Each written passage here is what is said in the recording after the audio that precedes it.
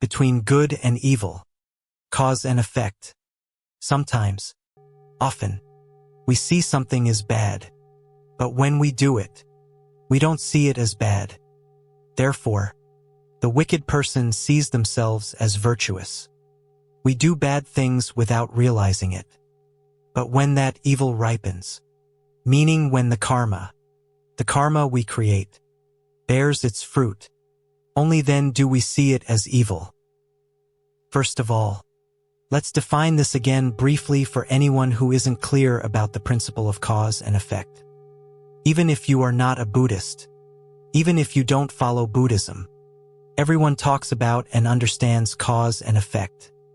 But sometimes, many people only apply it, using the words cause and effect to talk about others, while they themselves don't believe in cause and effect at all. But in reality, cause and effect is not a doctrine created or fabricated by Buddhism. Cause and effect is a natural principle among humans. In all things in this world, the Buddha was the one who contemplated, observed, and saw that in this world there is a principle called cause and effect.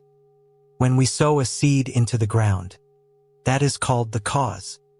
Then it grows into a plant. It flowers. It bears fruit. That is called the effect. That's a simple way to put cause and effect. Cause means we do something. Planting a tree is the cause. Having fruit to eat is the effect. Going to school is the cause. Knowing how to read and write is the effect. Going to work is the cause. Having money to live is the effect. Trying to endure others' harshness so we can have a good life or a happy family is the effect. Therefore, cause and effect is not created by the Buddha. Now, whether we believe in cause and effect or not, cause and effect still turns and functions in our lives.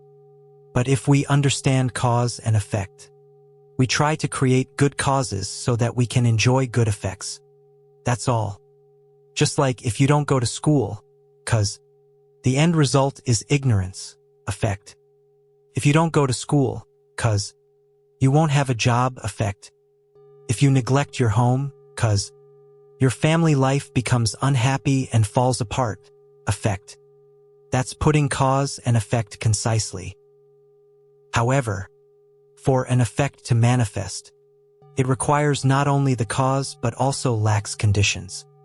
So, the interval between cause and effect, leading to the manifestation of the effect, also involves something called conditions. What are conditions? They are the supporting factors that help the effect manifest. For example, we sow a seed in the ground. That's the cause. Then water, sunlight, or dew, soil, all these are conditions. They help this cause grow well. Having a child is the cause.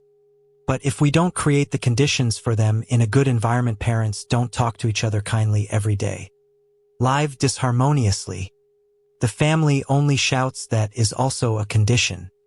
A condition that turns the child into a violent child, who only knows how to shout, is fierce, doesn't know how to listen, doesn't know kindness and goodness.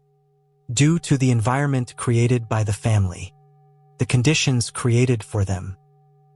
That's why when a child grows up, we look for a school for them to attend. Even if we know a school is bad, we must find a good school for them. That means we are creating conditions for them. They are the cause. We don't want them to grow up and become bad people. So, when they are still young, like a seed, we have carried them around. We have searched for a place to nurture and protect them. In the past, when young novices entered the temple, if some seemed a bit unsteady, I would take them elsewhere, send them to other temples, Dharma centers, or schools. Why send them? Because we don't want this cause to be in barren land, or to be irrigated with things that make it rot, unable to become something good. It's the same for ourselves. When our children grow up, We observe their way of life. We worry, and we look for good causes, good factors, good environments so that this cause, this seed, this small child, can become good. So, between cause and effect, there are conditions. These are the supporting factors that help the effect manifest. But some causes we create don't bear fruit immediately. There must be causes we create that have immediate effects, causes we create that bear fruit next year, and causes we create that only bear fruit after 10 years. The Buddha called this present retribution, rebirth retribution, and later retribution. The cause is what we do, but it has results that aren't necessarily immediate. For example, if we plant cucumbers, how long until we can eat them? Just within a few summer months. We can eat them. If we plant a marigold, in a few weeks, maybe a month or two, there will be flowers. Things that can manifest quickly are called present retribution. We slap someone, they slap us right back. This is present retribution, meaning retribution in the present. What about rebirth retribution? Rebirth retribution might mean after 5 years. Just like planting a tree now, it might not bear fruit immediately, maybe after 1 year, or some trees after 10 years. For example, pomelo trees, durian trees.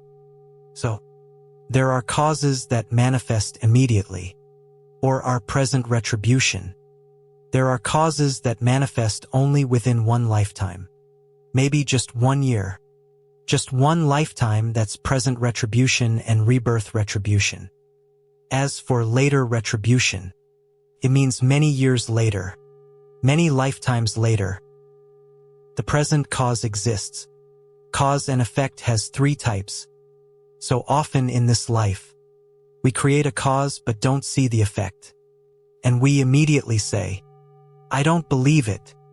I don't believe in this life. I do good deeds and only receive good because I do good. But I encounter only bad things. We may have done good in this life, but the good deeds we've done haven't yet manifested. The cause and its conditions are not yet sufficient. Therefore, everything must wait until it ripens. A fruit, even if it appears on the tree, cannot be picked and eaten immediately.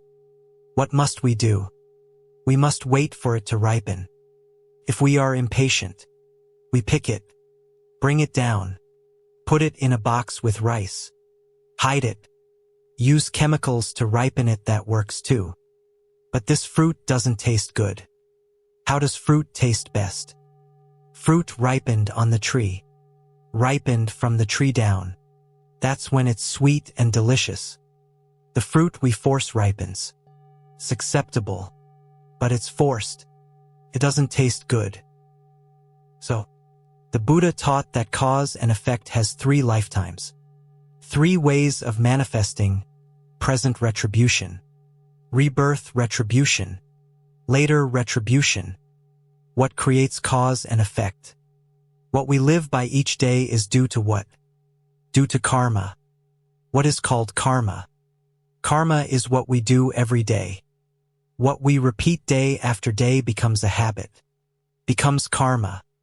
For example, when we first opened the restaurant, we weren't used to cooking, serving, or even putting food in bowls. But maybe after just 5 years, our hands and feet are nimble. After 10 years, it's different again. After 20 years, even more so. Day by day, our hands become faster. For the novices who first enter the temple, in the first year or first few months, when ringing the bell or striking the wooden fish, their hands and feet aren't nimble yet. But after just a year, every day, practicing during each chanting session, taking turns ringing the bell and striking the fish, they get used to it. Now, just holding the wooden fish striker, no matter how the monk chants, the novice can strike along perfectly. This is familiarity. And this familiarity is called karma, right? Familiarity is called karma. But this karma is good karma. Karma has two types: wholesome, good karma and unwholesome karma. For example, if we cultivate a good habit, like picking up the phone and saying, "Hello, sorry, may I know your name?" This is also karma, but it's the karma of speaking well.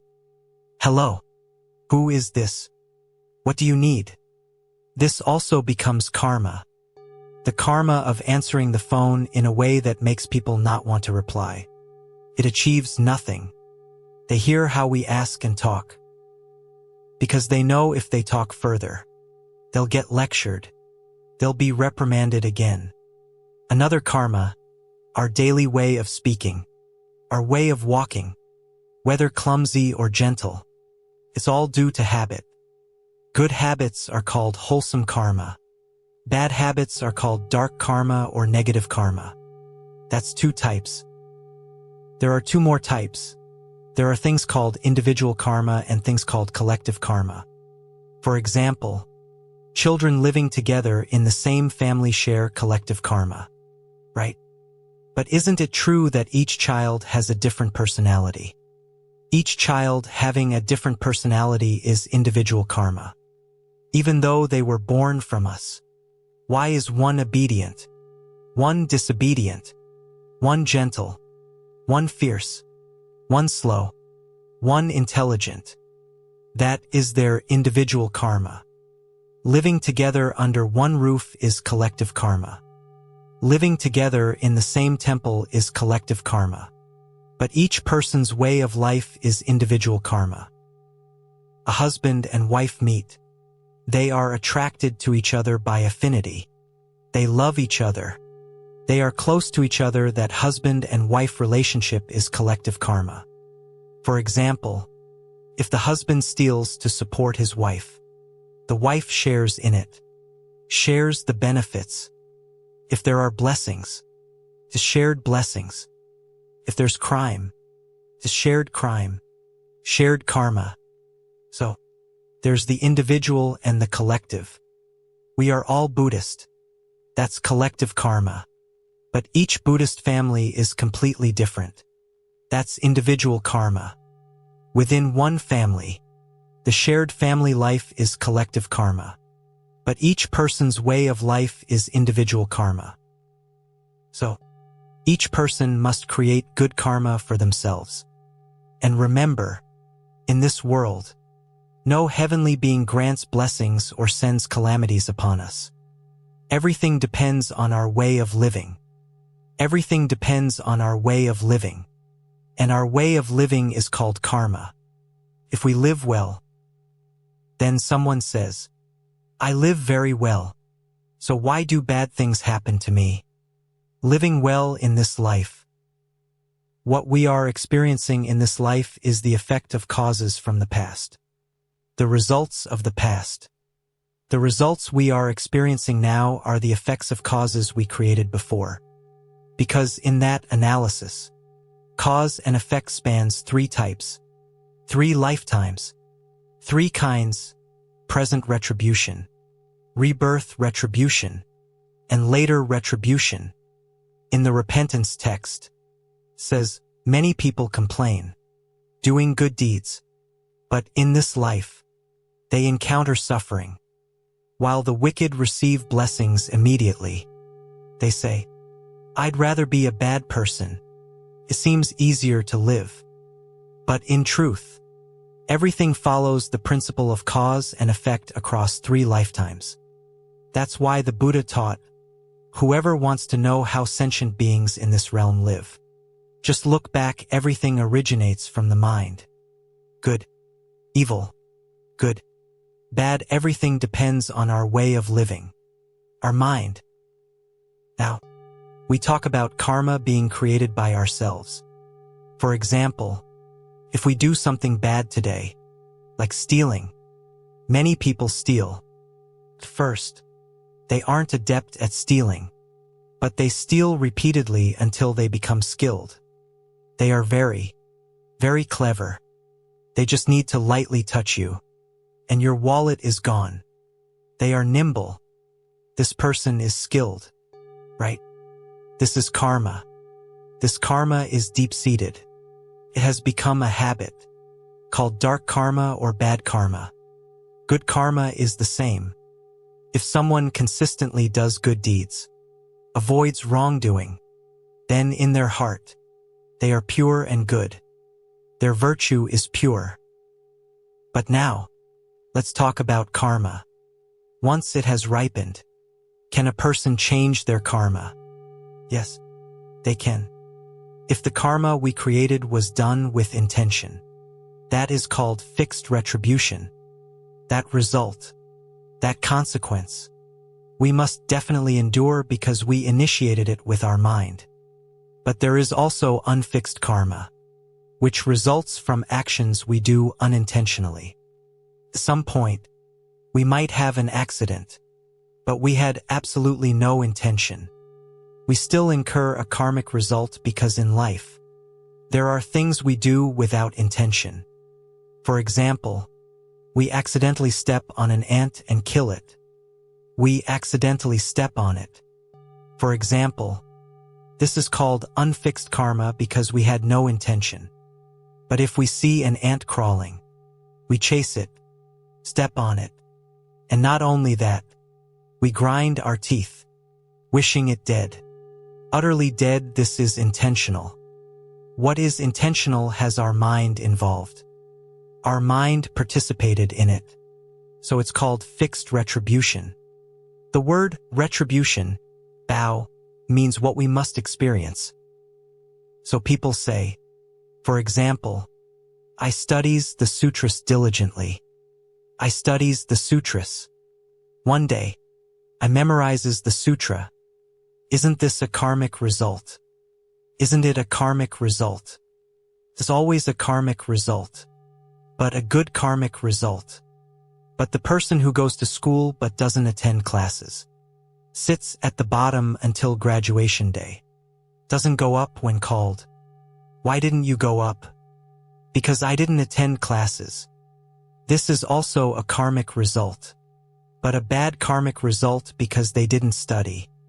Don't think the word karmic result, qua bao, is bad. Qua bao just refers to the result that comes back to us, depending on whether it's good or bad. Good or bad, wholesome or unwholesome. But there is karma that we can change. That's why we practice. What is the purpose of Buddhist practice? We practice to change our karma.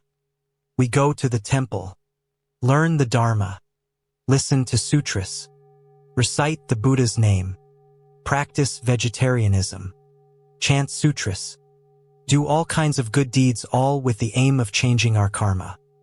For example, if we try to read the sutras, read them often, naturally the words of the sutra seep into our minds, and we can transform the karma of pointless sadness, anger, resentment, pettiness, envy, jealousy. We can transform that karma. Now, we know. Before, we didn't know how to give to anyone because we thought, why be stupid and give? Working hard is tiring enough. Now we know. We open our hearts. Someone doesn't have something. We have it. Well, let's share. Sharing is better than not sharing before. We transform. Our wallet starts to open up bit by bit. Before, it had several locks. Didn't budge. Now, it opens up for sharing. The important thing is to open the mind. The amount doesn't matter. That's why I remind you when calling for charity. Remember, whatever anyone gives, however much, accept it with joy, because they open their heart. They have already opened their heart. And once the heart is open, inevitably the door, the cupboard, the wallet must open, right? But what's important is the compassionate mind they aroused. They heard about a disaster somewhere. They aroused a compassionate mind, whereas before they wouldn't have. Now they hear about suffering somewhere. They send their compassionate thoughts. We should rejoice in that. So, the important thing is the mind. And once the mind is open, gradually all the other things will follow.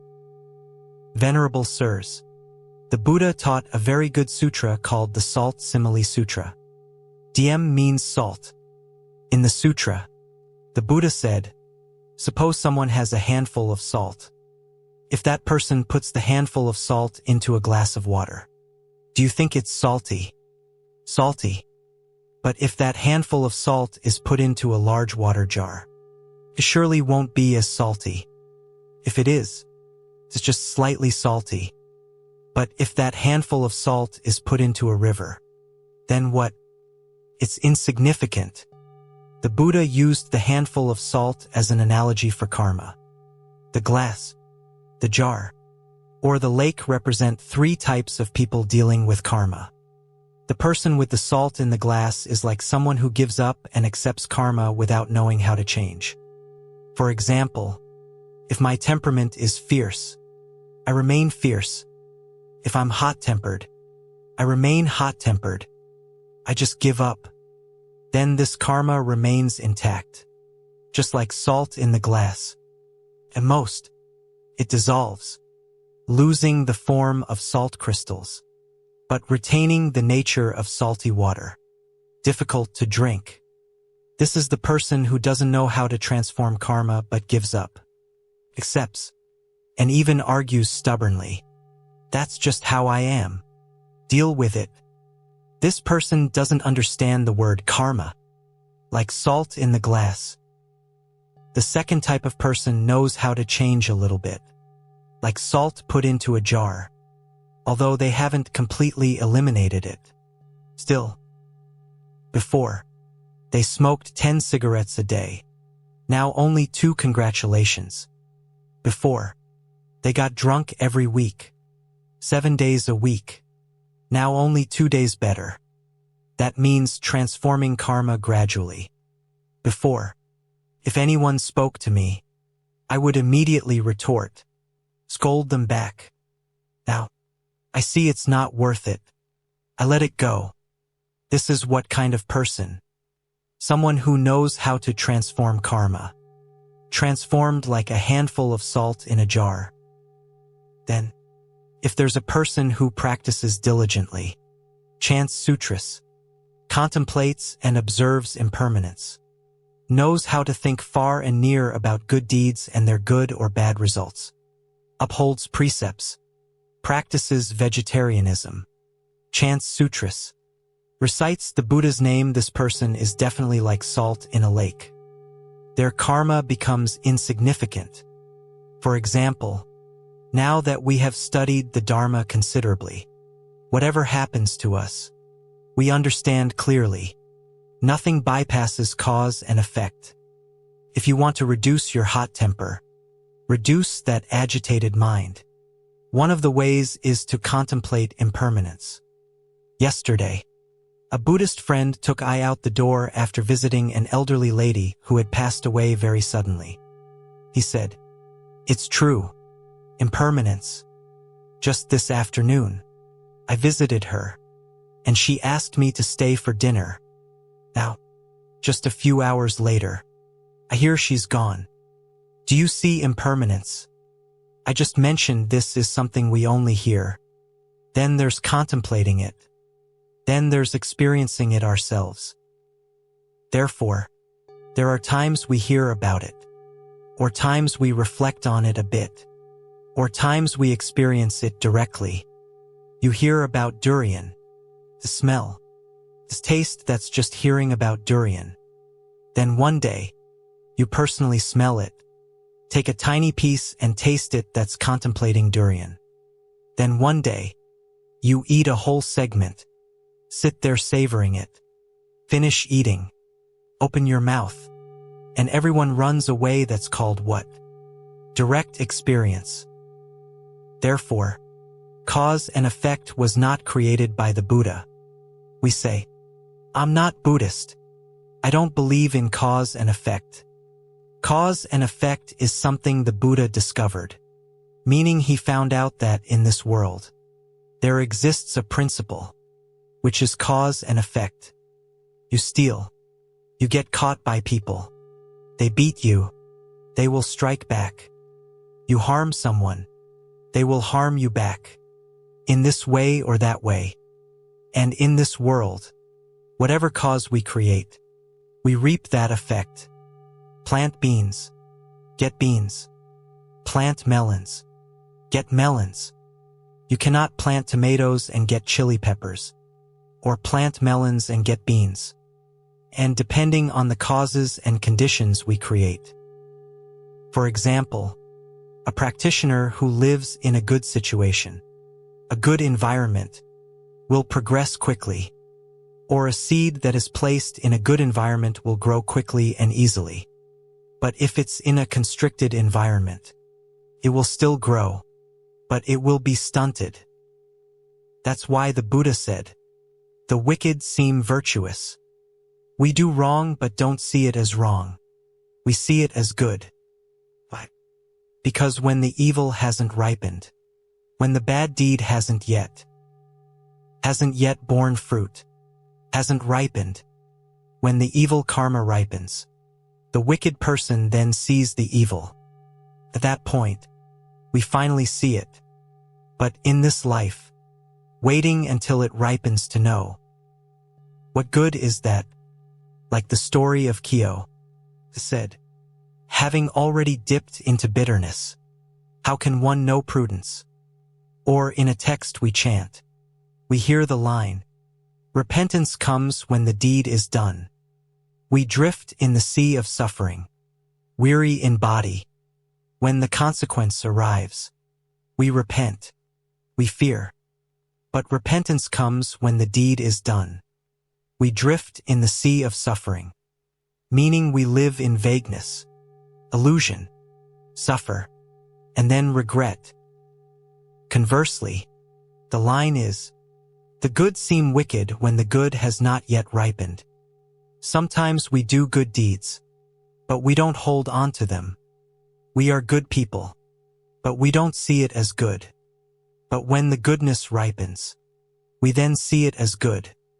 Often, when attending a funeral service, I reminds the family, if you see today that your father, mother, sibling has so many friends come to bid farewell, mourn, and feel regret, then you understand for yourself how many seeds of goodness your loved one sowed in the hearts of others. That's why, when they pass away, people still feel regret, still feel love. That's why the ancients always taught us the saying, when we are born, we cry while those around us smile. So, we must live in such a way that when we die, we smile while others cry. Why do we smile? Because we are fulfilled. We have lived a full human life. Whether long or short doesn't matter. What matters is that our way of living was complete. Do you see a matchstick? A matchstick, when struck, how long does its life last? It's short. But the matchstick is very proactive because when struck, it flares up then goes out. But at the very least, it has shown someone where the light switch is, so they can turn on the switch and illuminate the whole room. So, this matchstick, when struck, goes out, but it has left behind some light for others. That's why someone wrote a poem, better to be like a match flower. We flare up once, very briefly, but then we leave something behind for the world. Our lives are the same, in a flash. That's why the Diamond Sutra says, all conditioned phenomena. Isn't it? All conditioned phenomena are like. What are conditioned phenomena? Anything that we create, make. For example, this cup. We made it. We took clay, shaped it, fired it, painted it. This cup is a conditioned phenomenon, Hu Vi Fap. This house is a conditioned phenomenon, made from wood we bought, sawed, planed, assembled, whatever has form, that we created, or even if created by nature, ultimately has form and involves creation. That is a conditioned phenomenon. All conditioned phenomena are like what? Necessarily conditioned phenomena. Phenomena are like dreams, illusions, bubbles, shadows. Bubbles are foam. Shadows are reflections. Like dew, like lightning, like a flash. We must contemplate everything. From our lives, ourselves, our happiness, our possessions, everything in this life that we have is like dreams, illusions, bubbles, shadows, like dew, like lightning, like dewdrops on the grass. When the sun rises, they vanish. Our wealth, a single breath out that isn't followed by a breath in. Then all of it is no longer ours. It's left behind for whoever wants to do whatever with it. Even if we think we've left a will. A king in the past left a royal decree, but even that could be changed. He left the decree thinking his children and subjects would listen and follow his wishes, not necessarily. Treacherous ministers could conspire to change the decree completely. So, in this life, there is nothing we can truly grasp. Even if we die, people might put a stack of money in our hands, a whole bag. But when opened, it's all things bought from the market, not real things. Fake money. Who would put real things in there? Clothes are burned, but they are made of paper jaws. Go to the market. Buy them. Also made of paper. Right? Therefore, all conditioned phenomena are like dreams. They are like dreams, illusions, truly bubbles, shadows, like dew, like lightning. Contemplate this. One should practice such contemplation. We must contemplate like this every day. To lighten the heart. And when it remains, we use it. But no, we must know. And when we see impermanence like this, we learn to treasure loved ones. Treasure the days we have. Treasure the loved ones we have in our lives. There are things that don't go according to our wishes. Sometimes it's due to circumstances pushing us. Siblings, relatives. People often say this. Recently, someone posted a passage from the Venerable Thich Nhat Hanh. In life, people often advise us to let go. But there are things we cannot let go of, that is, our loved ones. If we let go of our loved ones, our lives become meaningless. Therefore, although life involves things to let go of, there are things that should be let go of resentment, anger. But there are things that shouldn't be let go. Even knowing they are temporary, those are the bonds of affection we live by. That's why someone wrote a poem. If you want to say words to your mother, say them now. Don't wait until she is gone. Then carve words of love onto a tombstone. That lifeless stone cannot feel, cannot perceive those words of love. It's the same for our loved ones. Especially when parents pass away. We are left with siblings. Especially after moving abroad. Only a few remain. Don't maintain distance. Don't let separation grow.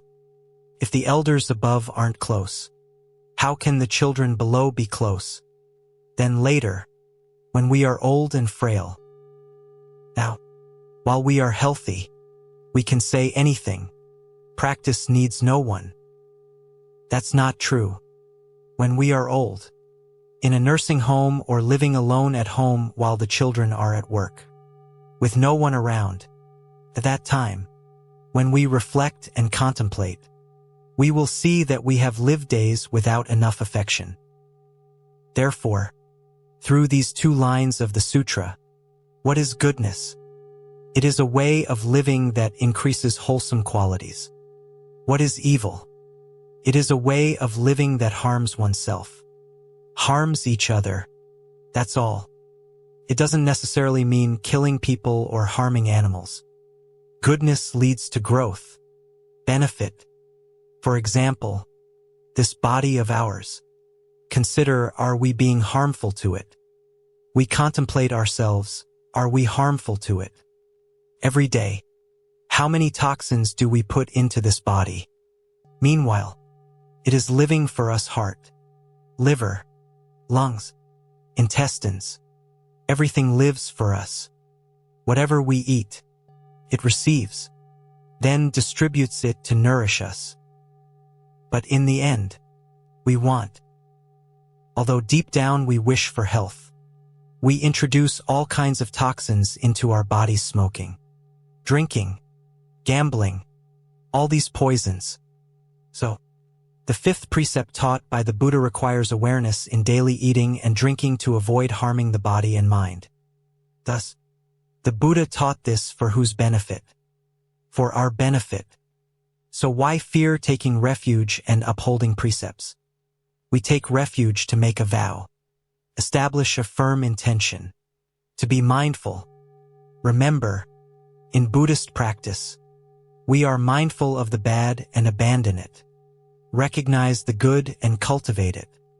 It's not about blind faith, devotion to deities, thinking, it must be this way. Buddhism doesn't have the element called coercion, or imposing beliefs on followers. We must be aware, what is bad should be abandoned. Recognize what is good and do it. So, the things we eat and drink that are unhealthy harm the body. Movies, books that are unhealthy harm the mind. Humans consist only of body and mind. If both are diseased, what is left? Recently, young people are lost, disoriented, don't know what to live for, don't know why they should study, and many have fallen into severe depression. Many, for 2 or 3 years, are like this. Many of them, adults get sick, children get sick too, because we live without direction, without an ideal to live by. Therefore, the path Dharma is not for us to reach, but for us to find a direction, guidance, a path to follow towards clarity. And that very path leads us to a place of peace and liberation. The good seem wicked when the good has not yet ripened. When goodness ripens, the good person sees the good.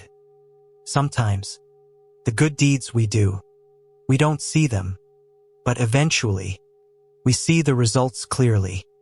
For example, when someone digs a well, we might say, "Oh, nowadays, tap water is plentiful. Why bother digging a well?" But there are countries unlike ours. I knows many places like this. When it's hot, people use tap water. But sometimes, when it's cold, and in that region, they have no heating system, all the water pipes freeze and break. At that time, the villagers have to run to the well to draw water, using well water throughout the winter. So, sometimes we see something as useless because we already have the convenience of pipes. But elsewhere, people know better, and people have their own ways of adapting. So, when we pass by, we don't see the need. But when trouble arises, we finally see it. Therefore, sometimes we do good deeds but don't see the result, right? But when we encounter misfortune, suddenly something comes to our aid, clearly demonstrating doing good brings goodness. I recounted an old story about a rich man who ate and drank wastefully. After cooking, whatever wasn't eaten was thrown away. One day, his fortune ran out. Destitute, he went begging for food. He went to the village temple, entered, and asked for rice. The abbot heated up some dry, leftover rice for him. The man ate, praising how delicious it was, thanking the abbot profusely. The abbot said, "No need to thank me. This rice is yours." The man asked, "How can that be?" The abbot replied, "Because your house is upstream. In the past, when you ate wastefully and threw food down the drain, the temple collected it all, washed it clean, and dried it to save for eating during winter when nothing grows and travel is impossible. So we eat the old rice you discarded. Actually, it wasn't spoiled, just wasted. So, the temple collected it, dried it, saved it. That's why today, you've come here by chance and are eating your own old food again." Only then did the man realize his wastefulness led to eventual depletion. Our merits run out, right? So, enjoying blessings. One should not enjoy blessings to the point of exhaustion. Enjoying blessings fully leads to poverty. If you have merits, don't use them all up. Using them all leads to poverty. Earlier, I remembered Master Chan Tang saying, "Even if you have money, don't spend it all, right?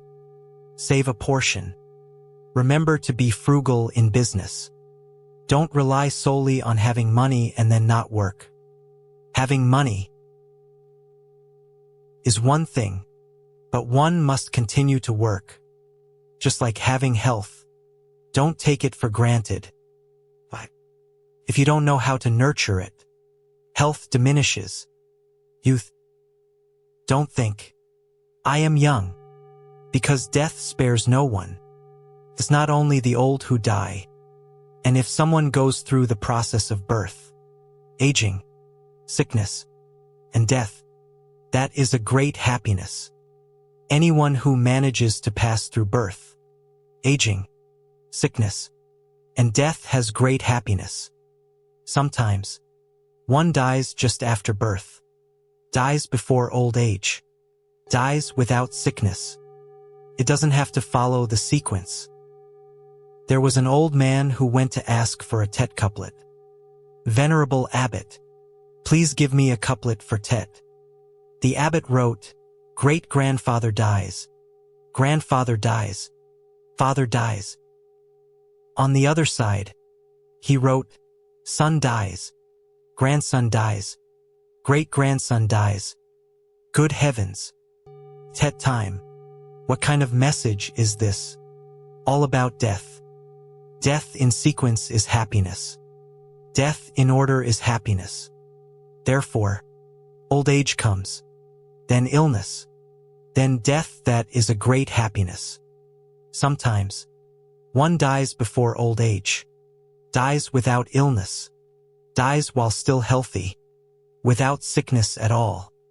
That's why Yama, king of the underworld, decrees death at the 3rd watch, allowing no one till the 5th watch.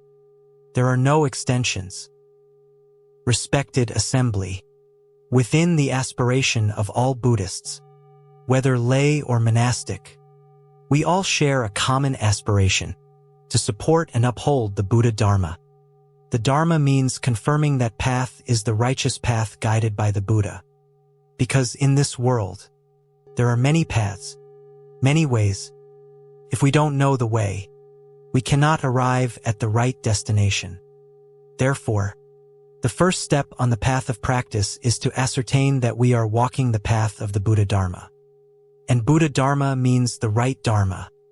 What is the right Dharma? It is the straight path that guides us to the state of peace and liberation. The Buddha's path is the path of awakening, guiding us to live a life of awareness.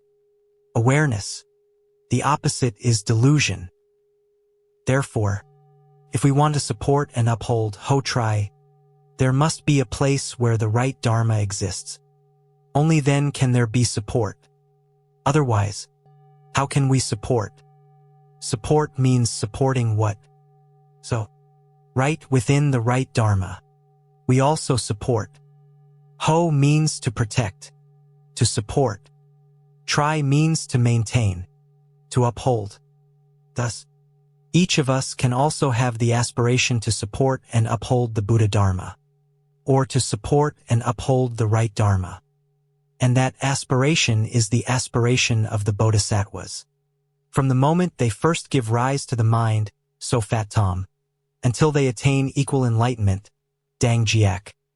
Bodhisattvas, in their practice, go through stages, from the initial arising of the mind. What is so fat Tom? It's that very first moment. The first day we resolve to practice. That initial time. We call it so fat Tom. So means beginning. So now, among us sitting here, there are those who are at the so fat Tom stage. And from the moment we first resolve to support and uphold the right Dharma, the Buddha Dharma, until when we are about to attain Buddhahood, which is equal enlightenment, wonderful enlightenment, Jujiak, means becoming a Buddha. To become a Buddha, one must pass through 52 stages. 52 stages from the 10 faiths, 10 abodes, 10 practices, 10 dedications, up to equal enlightenment, wonderful enlightenment, only then reaching Buddhahood. Thus, a bodhisattva, from the moment of initial aspiration until just before becoming a Buddha, never abandons the aspiration to support and uphold. First and foremost, support and uphold the right Dharma. Because if we don't want to support and uphold the right Dharma exists, but if no one supports it, it will eventually disappear. Now, supporting and upholding the right Dharma. First, let us support each other. Right now, let me ask a question. Have we supported each other daily? How do we support each other? Husband and wife can also support each other. For example, if you see your husband practicing, support him. Your wife practicing, support her. Parents practicing, support them. Even fellow practitioners practicing, support them. Venerable monks, nuns, doing Buddhist work, support them. That's why teachers and lecturers travel everywhere to propagate the right Dharma. But those who propagate the right Dharma need people to support them so that the propagation session can be successful. For example, this afternoon when I arrived, the abbot mentioned that initially, they planned to set up in the main hall, everything ready, but then Buddhists reported that many people would come, and it would be difficult for elderly patrons to sit on the floor. So, they decided to move down to the hall. Within just 30 minutes, they had to prepare this space for everyone to sit and set up everything so we could have this session. Without the support of each person, how could this event happen? Therefore, in the most practical and best way in life, we should give rise to the mind to support and uphold, ho try. There's an old saying, one Buddha appears in the world, 1,000 Buddhas support. When one Buddha arises, 1,000 Buddhas assist. You see, Buddha Shakyamuni sat in the middle, with Kashyapa and Ananda standing beside him, tending, or sometimes, Buddha Shakyamuni is depicted sitting between two bodhisattvas, with statues of two bodhisattvas on either side. What does this signify? Support, ho try, mutual support, assistance. According to the Karapwarka Sutra, Sutra of the Lotus of Compassion, Buddha Amitabha was once a king named Vo Chan Neem, mindlessness. He made a vow to create a realm of peace and joy called the Pure Land, to bring sentient beings who vowed to go there, away from the suffering of this Saha world. When he made this vow, his two sons, his two princes, stood up and vowed, "We will support our father until he establishes his land. Then we too will be the two supporters." Those two sons are Guan Yin, Avalokiteshvara, and the Chi Mahastamaprapta. Guan Yin and the Chi are the sons of Buddha Amitabha. If we speak according to history, the two princes. There were two others as well, Van Thursday, Manjushri, and Pho Hien, Samantabhadra. If you want to know this story, you need to read the Karapwarka Sutra. It recounts that story. But here, we just take the meaning to remind each other, because there are sutras belonging to the Mahayana tradition about Amitabha, Guanyin, the Chi, Van Thursday, Fo Hien. These figures, even Buddha Amitabha, did not physically exist in our world. We know about these Buddhas and Bodhisattvas through the introduction by Buddha Shakyamuni, because those beings did not appear in this world. So we wouldn't know who they are. We know because Buddha Shakyamuni introduced them. So now, I just wants to take the meaning, which is support Hotrai. The father aspires to practice. The son supports. Now, think about it. For example, now, your husband decides to practice. Your wife decides to practice, but you don't support them. Should we wait until they change their mind? They go to the casino, and then we support them. By the time they don't want to practice anymore, they go to the casino. Then we regret it. Try to find someone to talk them into coming back. How can I bring him back home? He's gone too far. It's too late to bring them back. Therefore, support Hotrai is extremely necessary. Because only when we offer support do we strengthen the spirit of the person involved, giving them the courage and perseverance to continue on their path. Truly, in Buddhism, we often use the terms self-power, tuluk, and other power, the luk. Self-power means we must do it ourselves. But what is other power? It is assistance, encouragement, shared aspiration, the rising of the mind to support that person. For example, there are elderly patrons who want to come listen to the Dharma talk. But it's far. They don't know the way. They are worried. And now, just by saying, "Auntie, are you going to listen? Later, I'll pass by your place. I'll pick you up. Have you given her a ride yet?" No, but she is already reassured. She's reassured that someone will take her that day. Even if that patron takes a ride there but has no ride back. They sit listening, but anxiously. "Oh dear, I don't know who will take me back." But if we know about this situation, we ensure that person can have peace of mind to listen to the Dharma without worrying about the return trip. "Auntie, just stay here. Later, I'll drive you back." Therefore, knowing what that person is worried about, we approach them and tell them not to fear. That is support Hotrai. And in the practice of giving dana, that is called the gift of fearlessness, vo oiti. What is vo oiti? Giving others freedom from fear, freedom from worry. For example, an elderly person here might worry, "I don't know. When I get old, will my children take care of me?" That's something they might worry about. But one thing they don't worry about is, if the children don't take care of them, the government will. Elderly people here are definitely provided for. There will be a pension. Definitely a place to live provided by the government. So, actually, there's no need to worry. The government has given us what? Given us a form of fearlessness, vo oiti. But in reality, when the government gives us material aid, tai ti, meaning the government provides a salary each month, that is material giving. Right? And while the government gives us material aid, it also gives us fearlessness, vo oiti, which is freedom from fear. Perhaps we worry, "I don't know. When I get old, will my children take care of me?" Maybe, but rest assured, if they don't, the government will.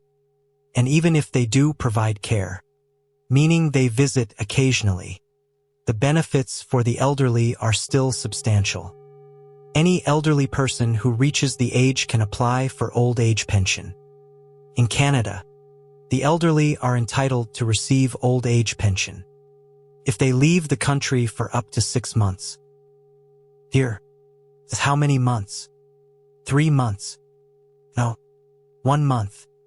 In the US, it's only 29 days. Anyone who stays longer, say 30 days, their pension is cut off, and they have to return and reapply. But in Canada, travel as you like. Just don't exceed 6 months. The pension is still direct deposited straight into the bank account each month. No more mailed checks. Straight into the bank. So, the elderly there, in Canada, well, generally, in the US, Germany, Australia, generally in the developed countries where we are living now, almost every elderly person receives benefits. Not just pensions, but even health care. Back in our poor homelands, few people worry about us. So we worry, oh dear, if I get sick, who will take care of me? But right now, living in this country, we don't worry about being old and homeless. Don't worry about being old and penniless. Don't worry about being sick and having no hospital to care for us. Not only do we get hospital care, but the care is better than we could imagine. Is this not paradise yet? It's quite paradise already. Then why do we still worry? Because we enjoy suffering. So, paradise and suffering run parallel paths. Who knows which path leads where? In truth, we are in paradise already.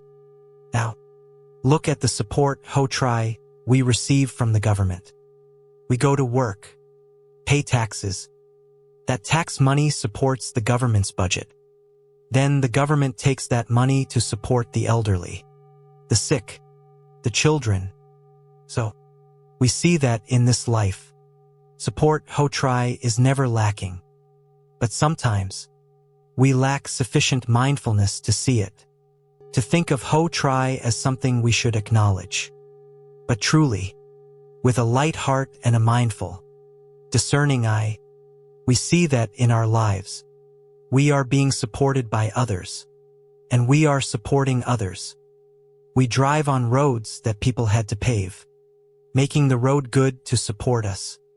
You know, in snowy places like where I lives, where it's cold for 6 months a year. Now it's snowing there. On days with heavy snow, the government has to send out vehicles to clear the snow from the roads. And sometimes, they can only work late at night because there's less traffic then. These large snowplows travel the roads clearing snow. How do they clear snow? 2 large trucks drive side by side. One truck sucks the snow up through a large pipe and blows it over into the truck beside it. The 2 trucks drive perfectly parallel like this to blow the snow into the other truck. When it's full, that truck drives away, and another truck takes its place, going to find large dump sites to unload the snow. And if the road is slippery, they have to spread sand and salt so the road isn't slippery. After winter, the roads are damaged. So every year, summer is road repair season. They repair from the moment the snow melts until winter arrives. And some construction must be done at night because during the day, traffic is too heavy. So, just by driving along these roads, we see we are receiving their support, ho-try. Even, excuse me, living in a poor country, maybe people don't worry about those things. People live. If they don't worry, they die. Who cares? But here in these countries, you know, if someone passes away alone at home and no relatives can be found, the government still has agencies to handle that. All the funeral homes take turns. They check. They take care of those without relatives. When they pass away, they handle the arrangements. There's a cemetery to bury such people. So that later, if relatives are found, trace their whereabouts, they contact the local government, which will then lead them to the grave and inform them of the date of death of their relative. even if your relatives don't know. I has attended such funerals. They contacted me, saying, "There's a Buddhist person here. We haven't found relatives yet. Could you come chant the sutras? Then we bury them." Later, the family finds out, comes to the temple asking, and I takes them to the grave, points it out. For example, so we see, support is present now. In Vietnam, for example, there are people with means who also generate the mind to donate coffins. Keep them ready to give to those who pass away without a coffin for burial. So, if we look carefully, look deeply, we see support ho try, even when we eat vegetarian food. We don't know how to cook, or we don't have time. There are people who make vegetarian food, sell it. Although they sell it and take money, thanks to them, we, who have money but no one to cook vegetarian food, can buy a vegetarian dish and have a vegetarian meal. In truth, that is also support ho try. And you see, sometimes we chant a sutra, but if no one printed and distributed the sutra, we wouldn't even have it to chant. Or we want to listen to a Dharma talk, but no one provides the tapes or CDs. We can't listen either. Sometimes children see their parents like listening to the Dharma so much. They buy an iPad for mom and dad. Then the grandchildren teach them how to use YouTube. That's why the elderly patrons here, even in their 80s, are quite adept. They know how to use iPads, know how to swipe iPhones. The only thing they don't know is how to turn off the phone. So, support ho try. I just told the assembly about an incident once. One day, the Buddha went to a village. The Buddha saw a magician performing tricks. The Buddha said to his disciples, "Disciples, help me with this. Then I will help you in return. Teacher and students, let's help each other make a living." Just saying that. Then the disciples said, "Yes, Venerable Sir. Each of us will have our own special way, and we will put on a performance. We know how to do it ourselves, and we also support you, Master." The Buddha observed this scene. The Buddha gave a sutra, and this is the sutra's message. The Buddha taught, the mind draws near and cultivates itself. The body draws near and cultivates itself. Depending on the task, learn. Depending on the teaching, receive and uphold, though try, and then realize. What does it mean? The mind draws near. If we want to support someone, but we don't involve ourselves in that task, how can we know how to support them? For example, my mother is sick, and I want to help her. I must get close to people who know about medicine. For example, go to the hospital, meet doctors, nurses, ask about this medicine. How many times a day to take it? What are its effects? And what side effects might occur? And in such a case, what should I do? I must personally get close to that to be able to support my loved one. Just like a mother wanting to cook for her child, she must know how to cook. Or even, oh dear, my child loves that cake, but I don't know how to make it. She sees someone who knows how, asks them to teach her. I'll learn. I'll make it for my child to eat. Such a thought is support ho try. What else? But if we want to support that person, first we must draw near ourselves, our own selves, right? It's the same in practice. Buddhists wanting to support the Buddha Dharma. What should Buddhists do? They must study the Dharma. If we don't study the Dharma, how can we know how to support it? Let's put it simply. For example, you say, the monk is alone in the temple. He chants sutras every night. I will go up and chant along with him. But if you want to go up and chant along with the monk, What must you do? You must know something. You must know how to chant. Now the monk is going to chant at a funeral service. He's alone, holding the bell and striker. I feel sorry for him. I want to go along and assist. Then what must you know? You must know how to strike the bell and striker. So, if we want to assist with any task, first, we must know it ourselves. So, the moment we know it ourselves, we are supporting whom? Supporting ourselves. The Buddha spoke practically. So, when we know how to do something, we are supporting ourselves first. And when we can support ourselves, then we can support others. When you board an airplane, before takeoff, they instruct you that this aircraft has so many emergency exits. And if there's an incident, an oxygen mask will drop from above.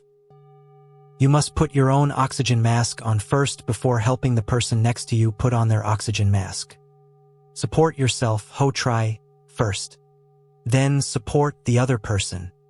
That's the Buddha's instruction. The mind draws near and cultivates itself. Depending on the support, try, realize the result, tak chung. Remember, when someone supports us, however much support we receive, be happy with that much. Sometimes people offer support, and we criticize it. It's easy to drive people away.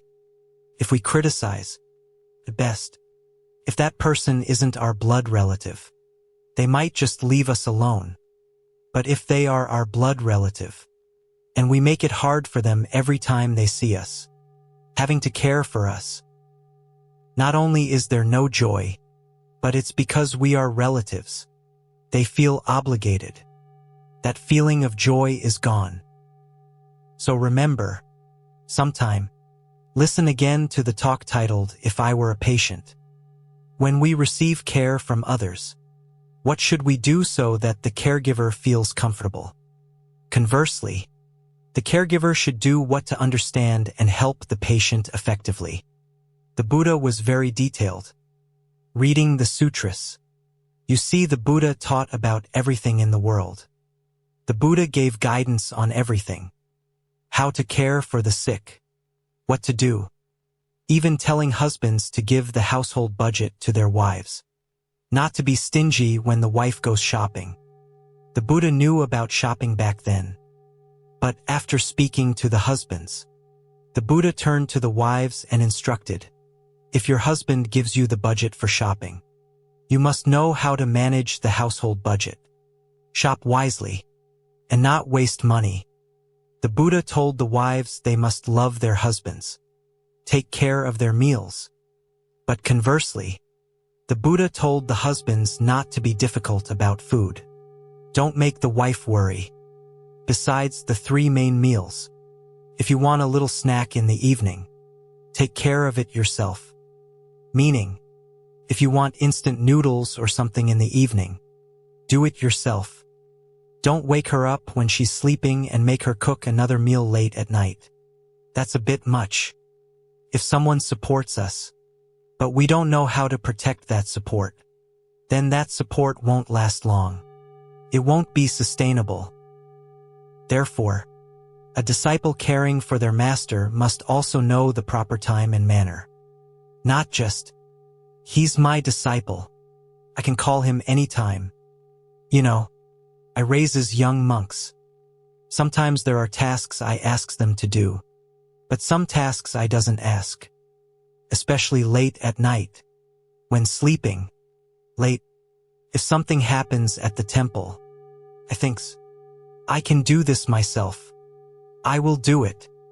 For example, when the young monks were still students, late at night, I would go out to shovel snow without calling them. Because they were still students. If called, they would come out. Of course, being disciples. But if they don't get enough sleep, how can they go to school the next day? There were many times, on Saturday mornings, I let them sleep late, didn't wake them early, because they had school for 5 days. Monday to Friday, waking early, so Saturday morning, let them sleep in as a compensation. Sometimes they slept until 8 o'clock or 8:30. I had something to do, intended to go in and ask them, but saw them sleeping so soundly, snoring away. I didn't have the heart. Forget it. I went out. After going out, I knew I couldn't handle this task alone. Wanted to go back in. Stood there for a while. Didn't dare to call. Forget it. Went out again. This happened 5 or 7 times like that. Finally, I just accepted it and sat waiting. Because they were sleeping. If I woke them, they would get up. Yes, but I knew their state. So, late at night in the temple. We live in the temple. It's the same. If someone falls ill late at night, in the hospital, and calls at 2 or 3 a.m., I is the one who answers the phone, never letting the other monks or nuns in the temple answer. After answering, I drive myself to the hospital to chant, without calling anyone else, because they have many other tasks in the temple. They help me with different things. As for things I have to shoulder more of, living together in the temple, in the home, is the same. But because I know that I am receiving support, so we must be considerate and protect that support so it can be long-lasting. Just like the oil lamp or anything else, if we use it excessively, it runs out quickly. Life is like a whetstone grinding a knife. Eventually, both wear down. Nothing lasts forever. But between the knife and the stone wears down. But it wears down more slowly. That's it.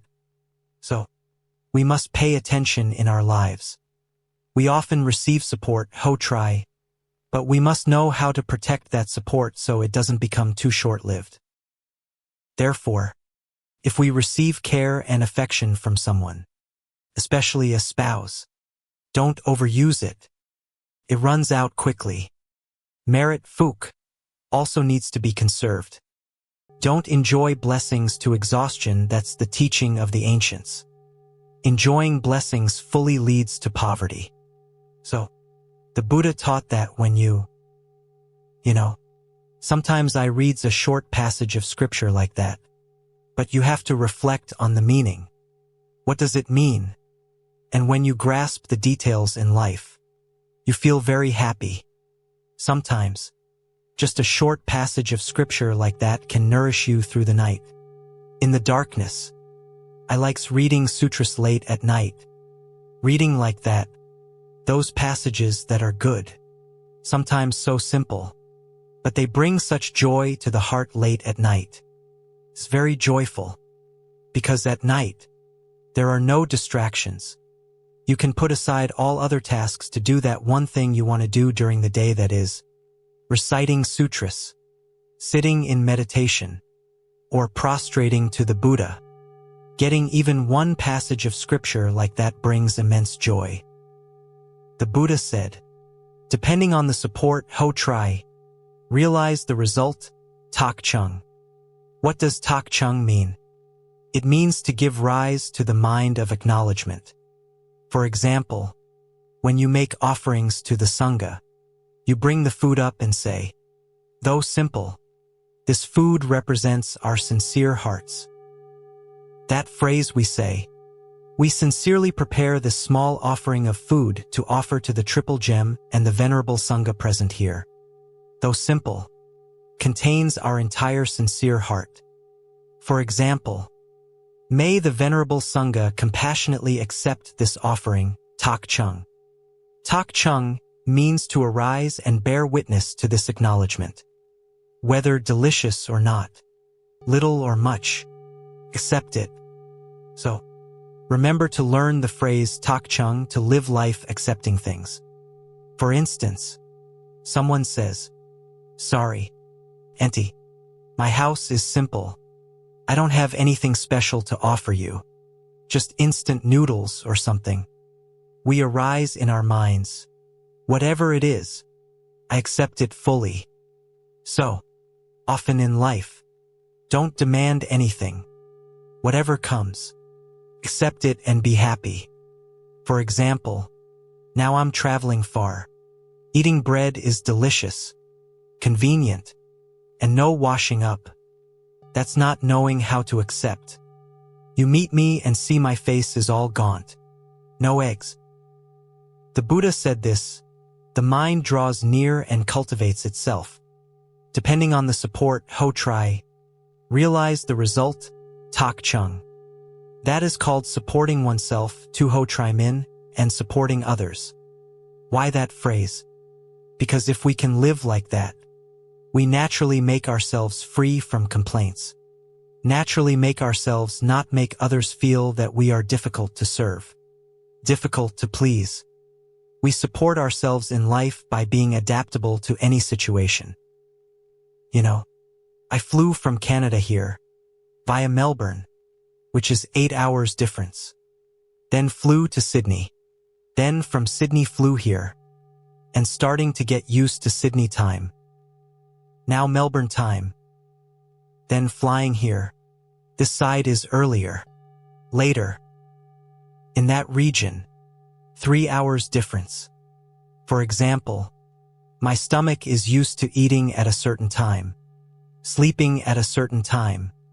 Suddenly, at this time, I arrive. It's hungry, but not time to eat yet because here it's too early. At that moment, I say, accept it, tak chung. Accept it. It's difficult for it. So, we have to use that phrase for our lives. Then naturally we support ourselves. Tu nin min ho try cho min. And when we can be like that, others naturally, they don't. They care for us, but they don't find it burdensome. So, if we want to receive others' care, we must first support ourselves by taking care of our own difficulties.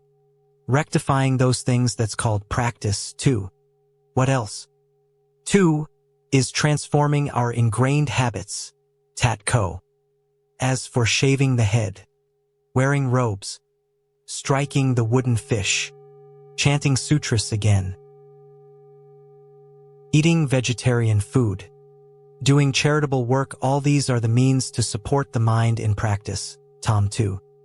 But the essential point is that deep down, we must transform our ingrained faults so that others can see the meaning of the word, to, practice. Simply, it's just 2 letters. Tu. Tu. Written very neatly. But if we practice in such a way that we add the grave accent mark, it becomes to prison. We've lost the way. Practicing without result. Becoming imprisoned.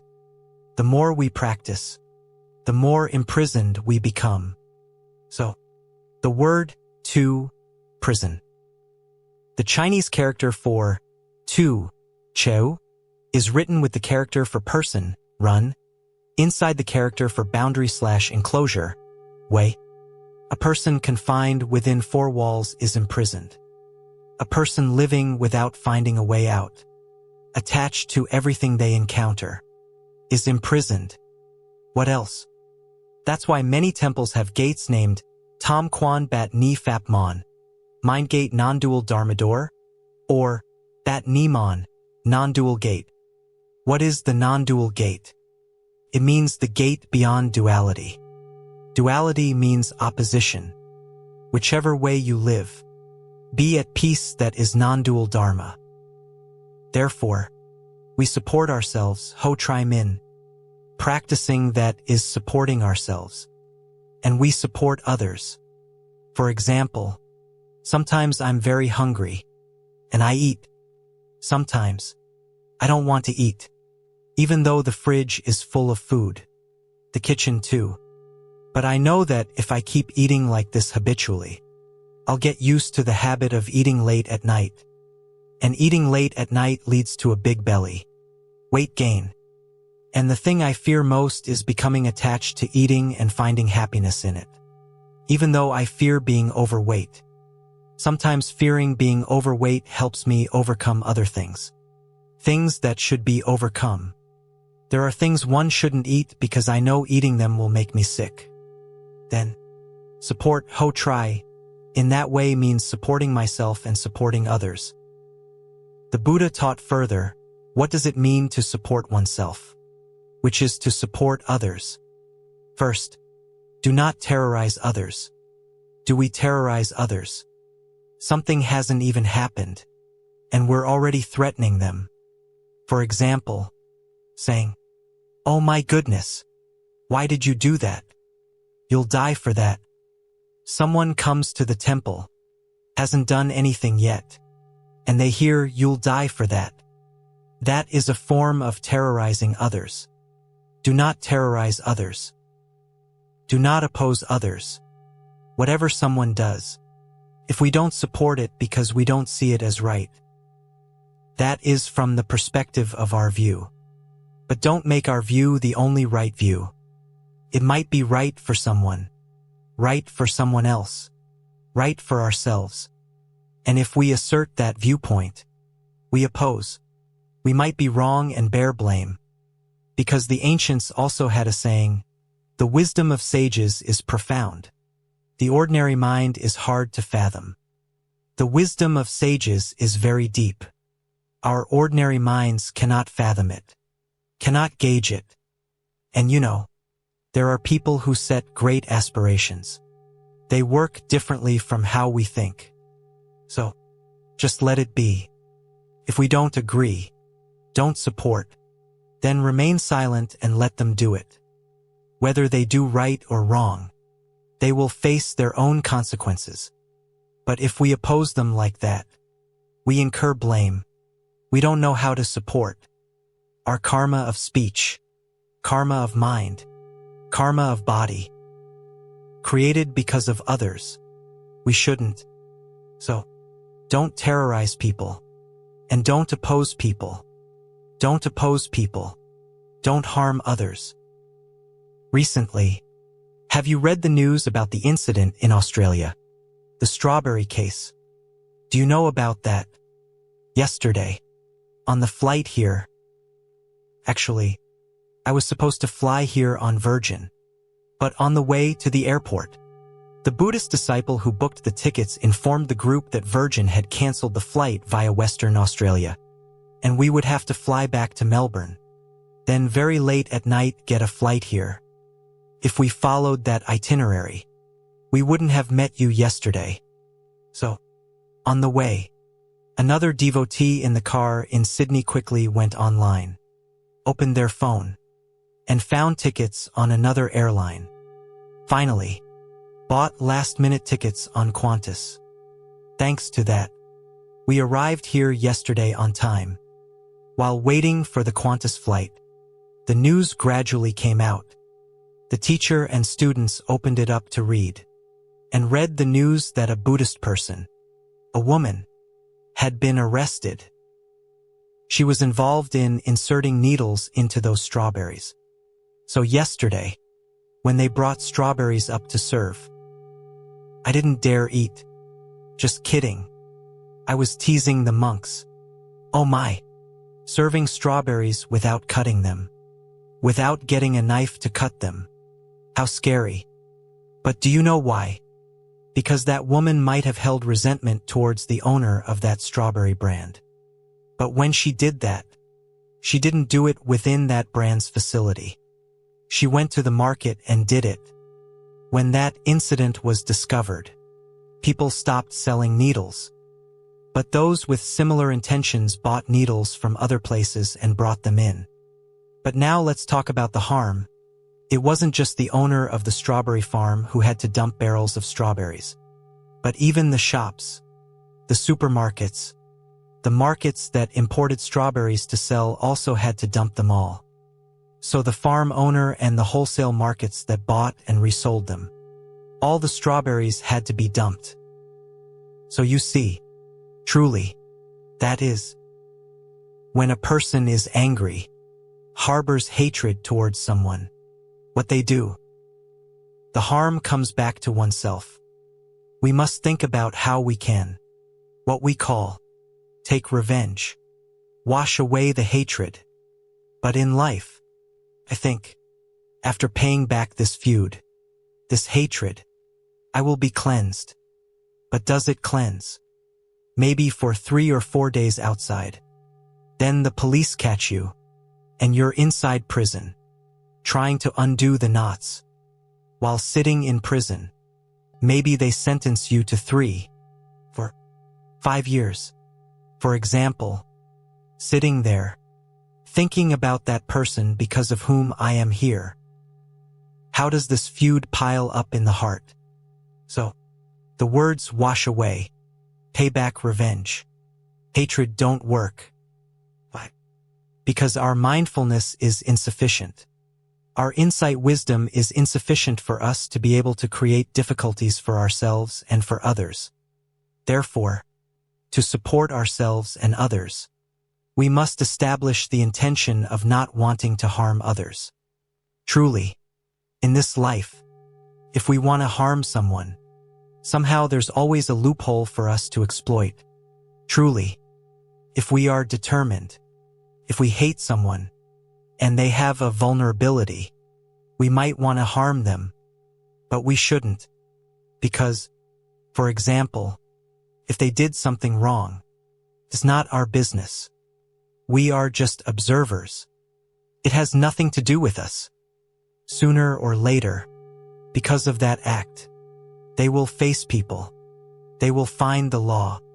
There will be ways to catch them. But here, speaking in normal life, we must contemplate that carefully. And when we manage to harm someone, at that very moment, we have harmed ourselves, and our life will be greatly affected. That's why many people know this. They kill someone, then commit suicide. But by committing suicide, they think they avoid prison. But truly, they have ended their own lives. And they have betrayed so much love from parents, from loved ones. So, don't do it. Don't harm others. Have compassion for people. Truly, sometimes, we see someone we dislike in normal times, but when we see them suffer, we can't bear it. Then, however much forgiveness we can offer, we should forgive. To summarize, through this sutra passage, we can say 3 good things, or based on those points. The Buddha said, now, let's pose the question. We want to support ourselves and support others. The Buddha gives us formulas for how to support ourselves and support others. For example, now we forgive someone. The very moment we forgive them, we are forgiving whom else? Forgiving ourselves too, because we have removed that person from our heavy heart. Therefore, forgiving others is, at that very moment, forgiving ourselves, because we no longer carry that person in our heart. That person. We used to dream about them, see ourselves chasing them, hitting them, but always missing. Sometimes, we miss hitting them, then we get angry enough to die. Wake up suddenly, sweating profusely, but haven't managed to hit them. But naturally, that day, that person comes to apologize, repent to us. For example, naturally, we no longer have that person in our head. It's strange like that. So when we do something for someone, at that very moment, we are doing it for ourselves. For example, when we cook for someone, although outwardly it seems we are cooking for them, who eats first? We do, even if we don't take a whole bowl, but just by being involved, going in and out, we are already full. It's mainly tasting, right? For example, I just conceived the thought. Later, I'll meet that person and scold them with that phrase. But when I think like that, where does that scolding phrase reside first? Inside me first. So, for example, if I pick up a clod of earth, pick up a clod of mud, and intend to throw it at someone, it hasn't reached their face yet. But who gets dirty first? I do. That's why the ancients used the phrase, Ham huyet fung non, tieno tu kao. Translated into Buddhist, holding blood in the mouth to spit at others first defiles one's own mouth. Now, I say that sounds too dirty. But holding a clod of earth is different, right? So, if you hold a torch and intend to burn the sky, heavens, you haven't burned anything yet, but those embers fall onto your hand first. Holding fire to burn the sky uselessly burns oneself. It falls down, burns your skin first. Your own skin gets burned first. That's a line from Master Huin Jiak in the Song of Enlightenment. Therefore, don't harm. So, the Buddha said a wise person doesn't say 3 things. A wise person avoids 3 things. 1. Do not speak useless things. Do not speak things that harm others. Regarding this matter, I remembers a story from the spring and autumn period. There was a figure named Mak2 Mozi. Master Mak2 had a disciple who one day asked him, Master, is it better to speak a lot or speak little? Mak2 didn't answer immediately but fell silent in thought for a while. Then he spoke. He said, Suppose there's a green frog under the water. It croaks all day long. Croaks until its tongue is dry. Its throat is dry. And people hear it constantly. They get tired of it. Pay no attention to it anymore, and even come to dislike it. All that noise. But conversely, the rooster only crows a few times a day, but it crows at the right time. Thus, people are even grateful to it because thanks to its crowing, people wake up at the right time. Master Mak2 then said, reflecting on this story, we can also learn a lesson. Sometimes we chatter away all day, but people listen and get tired, and even pay no attention to our words. Isn't it better not to learn the way of the green frog? We should learn the way of the rooster, speak at the right time, about the right matter, at the right moment, to the right person. Often, people will even be grateful for those words, and often, people will treasure those words. That is the teaching of Mak2. And the Buddha also said a wise person avoids 3 things. 1. Do not speak things that are worthless. Don't say them. Therefore, a gentleman speaks not. But when he speaks, there is substance. If you don't speak, fine. But if you speak, those words must have principle within them. If you don't speak, fine. But if you speak, there must be something to it. Otherwise, don't speak. 2. Do not speak words of boasting or showing off. A wise person should also avoid this. Usually, we like to show off. Sometimes, no one pays attention to us. We still find ways to show off. There was a man wearing a pair of new shoes. He walked back and forth all day. But why did no one praise them? Then, at that moment, someone tripped and fell into him. He was overjoyed. He said, Hey, watch where you're going. I'll kick you. You hear? At that moment, he could show off his new shoes. Good grief. Just then, the other man, who was wearing a new belt, also wanted to show off his belt, but couldn't just pull up his pants to show the belt. That would be weird, right? At that moment, just then, hey, don't kick there. Don't kick. Don't hit my belt. You hear? Then he could show off his belt. Then the 2 people. One got to show off shoes. One got to show off the belt. Just then, another person came along. Also had a chance to show off. Show off a diamond ring. Hey, let me pass. Had a chance to show everything off. Heaven speaks not of its height. Earth speaks not of its depth. Heaven doesn't boast of its height. Earth doesn't boast of its depth. Has the earth ever boasted? Earth is thick, but everyone knows the earth is vast and thick. Heaven doesn't boast of its height, but everyone knows the sky is high. Therefore, a person who has talent, usually, rarely, boasts. For example, usually, those who are truly skilled are often recluses, or even if sought out, they still help. You see Kong Min Zhuge Liang. Liu Bei had to visit 3 times to invite him. Only then did Kong Min emerge. So, a wise person doesn't boast. The third thing the Buddha taught, a wise person does not expose others' faults. Because in this world, everyone has faults and makes mistakes. No matter how skilled, there are oversights. No matter how well spoken, sometimes one goes too far. Because often when we are high-spirited, our words might not be controlled.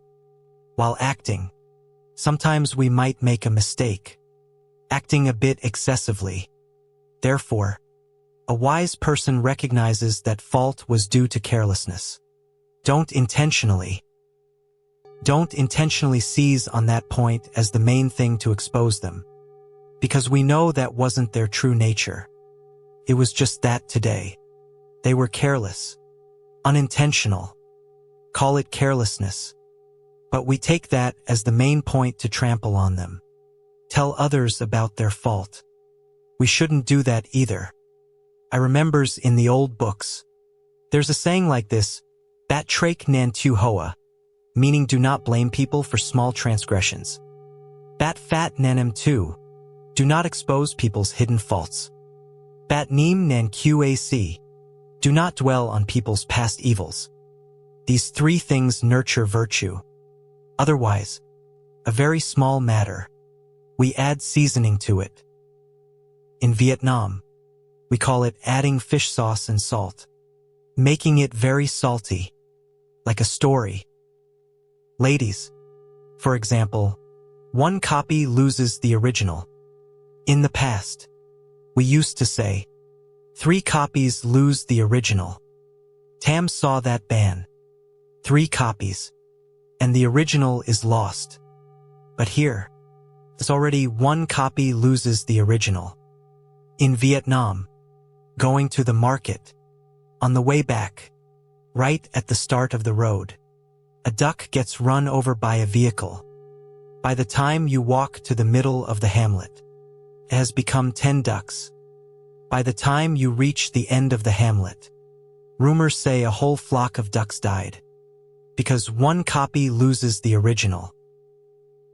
Through the sutra the Buddha spoke today, Venerable Assembly, when we talk about support ho tri, we should contemplate more deeply based on the Buddha's words. Previously, we thought, I support that person, that person, that person. But in reality, with deep insight, from the very moment we start doing that work, we have already supported ourselves. For example, I say, I will offer supportive chanting, Ho Neem, for you to recover quickly. I prostrate, I chant the sutra session. But after chanting, the other person doesn't know if they've eaten yet, don't know yet. But the person who just finished chanting for an hour, how are they? Peaceful, and because they used their mind, mouth, and body to uphold try that sutra session. That person is peaceful and, therefore, praying for peace kain, for others is praying for peace for oneself. Repenting sam hoi for others. But truly, it is repenting for oneself. Because one's own mind repents. And when one's own karmic obstacles are eliminated, one's own mind becomes pure.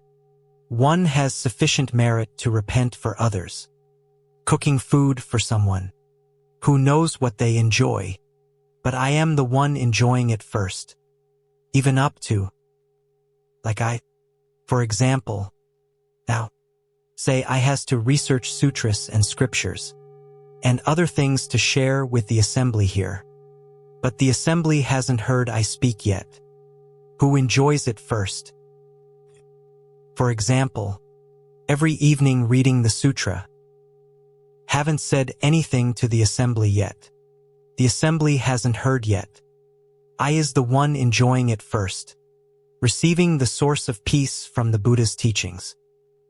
So, right when we support others, we are supporting ourselves. And when we can support ourselves firmly, then supporting others becomes easier. There was a man, many people. A son drove his mother. Over the years, 2 years ago, a Buddhist devotee brought his elderly mother to Canada, to I's place, for her to practice. He thought simply, I'll drop mom off at the temple.